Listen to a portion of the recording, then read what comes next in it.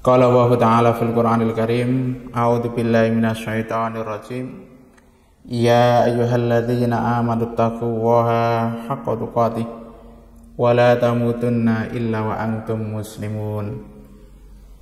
Ikhwani rahimakumullah, segala puji syukur milik Allah Subhanahu wa taala yang senantiasa melimpahkan nikmatnya kepada kita semua. Semoga salat dan salam senantiasa terlimpahkan pada uswah kita Rasulullah Muhammad sallallahu alaihi wasallam.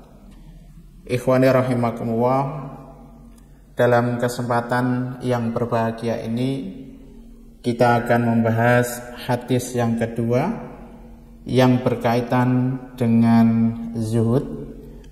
Ada satu hadis dari sahabat Abu Hurairah radhiyallahu anhu. An Abi Hurairah, dari Abu Hurairah radhiyallahu anhu qala bersabda Rasulullah sallallahu alaihi wasallam, Umduru, lihatlah, perhatikan ilaman kepada orang, huwa dia asfala, yang di bawah minkum dari kalian. Wala tangduru, dan janganlah kamu melihat, dan janganlah kamu memperhatikan ilaman kepada orang, huwa dia fauqakum, di atas kalian. Fauwa, maka perilaku yang seperti itu asdaru, lebih layak. Allah tasdaru, kamu tidak meremehkan nikmatallahi, nikmatnya Allah alaikum, untuk kalian. Ikhwani rahimakumullah, berdasarkan hadis ini Rasulullah sallallahu alaihi wasallam memberi pelajaran, mendidik kita semuanya supaya dalam kehidupan dunia ini senantiasa melihat orang yang ada di bawah kita. Satu misal, saat ini kita dalam kondisi yang sehat, maka kita hendaknya melihat orang-orang yang ada di sekitar kita. Mereka yang sakit, ada yang sakitnya itu ringan, ada yang sakitnya sedang, bahkan ada yang sakitnya sangat parah. Orang yang dalam kondisi sakitnya ringan hendaknya melihat orang yang sakitnya sedang. Begitu pula lah orang yang sakitnya sedang hendaknya melihat orang yang sakitnya parah. Orang yang sakitnya parah hendaknya melihat, memperhatikan sekitarnya.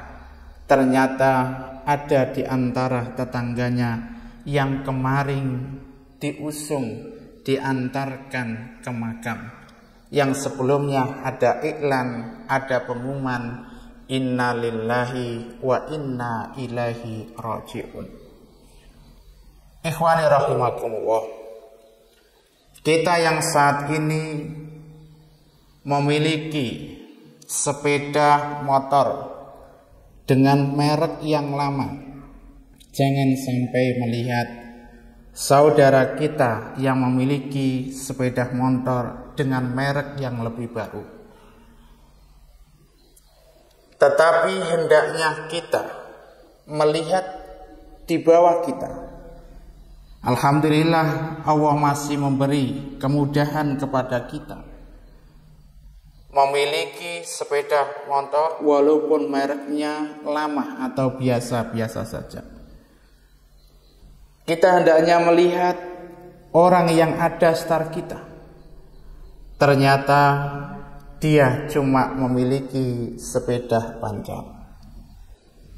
Orang yang memiliki sepeda pancar hendaknya melihat di tetangganya ternyata cuma bisa berjalan kaki karena tidak memiliki sepeda panjang.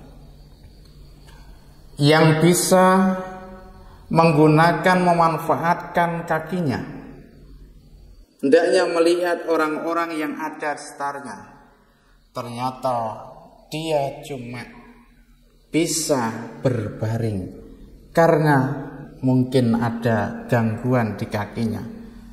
Ikhwani rahimakumullah. Begitu pula kita memiliki rumah yang sederhana. Jangan melihat ke atas. Teman-teman kita, saudara-saudara kita memiliki rumah yang megah, memiliki rumah yang mewah. Tetapi hendaknya kita melihat saudara-saudara kita ternyata masih ada yang kontrak. Saudara kita yang kontrak jangan melihat ke atas, tapi melihatlah ke bawah. Ternyata saudara-saudaranya, orang-orang yang ada di sekitarnya tidak memiliki rumah, tidak bisa kontrak atau kos, ternyata tidur di bawah jembatan. Ikhwani rahimakumullah. Kalau kita bisa bersikap seperti itu, melihat ke bawah berkaitan dengan urusan keduniaan, maka di dalam hati kita akan senantiasa bersyukur kepada Allah Subhanahu wa ta'ala. Saat ini kita memiliki 2 pasang mata yang masih berfungsi tanpa harus melalui bantuan kacamata. Maka lihatlah saudara kita yang asalnya memiliki 2 pasang mata, ternyata cuma 1 di antara 2 matanya yang berfungsi. Saudara kita yang memiliki 2 mata, tetapi cuma 1 yang berfungsi, hendaknya melihat orang-orang yang ada sekitar kita, ternyata ada matanya, dua-duanya masih berada di wajahnya, namun tidak berfungsi walaupun diberi kacamata. Insya Allah kalau kita senantiasa berperilaku melihat ke bawah, sekali lagi ada rasa syukur yang ada di dalam hati kita terhadap nikmat yang Allah berikan kepada kita. Oleh karena itu, ikhwani rahimakumullah, di ujung hadis tadi Rasulullah SAW mengatakan, "Fawa asdar alla tasdaru nikmatallahi alaikum." Dengan melihat ke bawah urusan keduniaan, tidak memperhatikan, tidak melihat urusan dunia ke atas, maka hal itu lebih layak, lebih pantas kamu tidak meremehkan nikmat-nikmat Allah yang diberikan kepadamu. Ikhwani rahimakumullah. Kadang-kadang kita merasa risih, kadang-kadang kita kasihan ketika melihat orang-orang yang ada sekitar kita. Mereka sudah berumur 60 tahun. Mereka sudah berumur 70 tahun. Kadang-kadang ada yang sampai berumur 80 tahun, tetapi hanya keduniaan yang dicari. Hal ini disebabkan karena mereka yang sudah berumur, karena mereka yang sudah berlanjut usia, melihatnya adalah ke atas, dan ke atas. Di dalam hatinya mengatakan, saya berusaha, saya menggeluti bisnis ini sama dengan dia. Kenapa dia lebih sukses daripada saya? Saya harus mengejar. Dan akhirnya ibadahnya terbengkelai, ibadahnya tidak fokus kepada Allah Subhanahu wa ta'ala. pada Rasulullah Shallallahu Alaihi Wasallam mengatakan, kalau orang itu mengejar dunia, kalau orang itu mempunyai hasrat yang besar berkaitan dengan dunia, maka tidak akan ada hentinya. Rasulullah Shallallahu Alaihi Wasallam mengatakan, "Lau kana libni Adam," seandainya anak Adam itu memiliki wadian, 2 lembah, min malin, yang lembah itu berisikan harta benda, yang berisikan kekayaan, baik itu berupa uang, baik itu berupa emas, baik itu berupa kendaraan yang mewah. Kata Rasul, labtagha salisan, dia itu akan mencari yang ketiga. Sudah memiliki 2 lembah yang berisikan harta benda, yang berisikan kekayaan, pasti kata Rasul, dia akan mencari lembah yang ketiga, alias dia itu tidak puas. Ikhwani rahimakumullah, wala yamla'u jawfa bani Adam, dan tidak ada sesuatu yang bisa menutup atau menghentikan keinginan anak Adam itu illa turab, kecuali hanya tanah. Artinya keinginan yang menjadi hasratnya untuk mencari kebahagiaan di dunia, untuk mencari sesuatu yang kurang berkaitan keduniaan itu akan berhenti ketika dia sudah mati atau dikubur. Ikhwani rahimakumullah, tentu kita tidak mau mengalami nasib yang seperti itu. Oleh karenanya, sekali lagi, dalam urusan keduniaan ini hendaknya kita senantiasa melihat ke bawah. Jangan sampai kita melihat ke atas, kecuali berkaitan dengan urusan ilmu, kecuali berkaitan dengan urusan pengetahuan. Maka pesannya ulama kita adalah la takna, kamu jangan merasa cukup, kamu jangan merasa puas berkaitan dengan ilmu itu, tetapi carilah sebanyak mungkin ilmu itu, walaupun sebenarnya berkaitan dengan keduniaan. Talabul ilmi fariidun, menuntut ilmu adalah kewajiban bagi setiap muslim.